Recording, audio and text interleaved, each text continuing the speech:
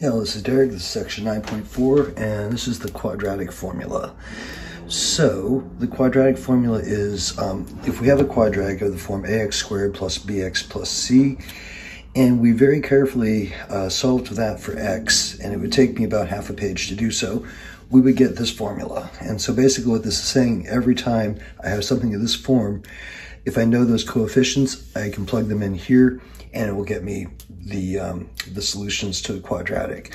So that said, if I have something simple like x squared plus 3x plus 2 equals 0, I would not want to go through the trouble of grinding all of this out, putting in, 1 for A and 3 for B and 2 for C, when I could look at this and say, oh, x, what multiplies to 2 and adds to be 3 would be 1 and 2. And then my zeros are going to be -1 and -2. Factoring is still much easier if it's available to us, but it doesn't always work. Sometimes things do not factor, and that's where we have the quadratic formula. So this little piece, we won't look at this a whole lot, but this piece under the radical is called the discriminant. Depending on the sign of the discriminant, a quadratic can have 3 possible outcomes when solved. And I kind of referenced these in the last section as well. If d is less than 0, if I get a negative under here, so there's no real solution to this, that's telling me that my parabola doesn't have x-intercepts. If this comes out 0, then that reduces to negative b over 2a. That's the vertex formula that we saw from the last section. And that's exactly what that's giving me, is the x-coordinate of the vertex. And that there's only one x-intercept, and it's doing that bouncing behavior. Or kind of the normal thing that happens is this is a positive, and then we end up with 2 intercepts for our quadratic.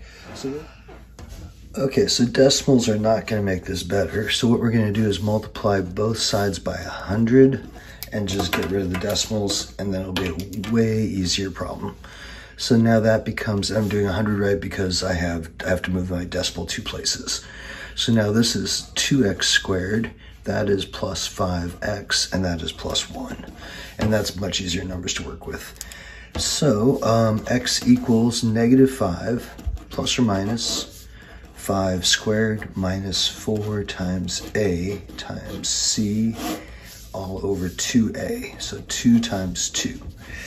So x equals -5 plus or minus 25 minus 8 over 4, and 25 minus 8 is 17, which is awesome because 17 doesn't reduce, and so that means we're done, that's it. So our solutions would be the -5 plus root 17 over 4, and then comma, same thing, -5 minus root 17 over 4.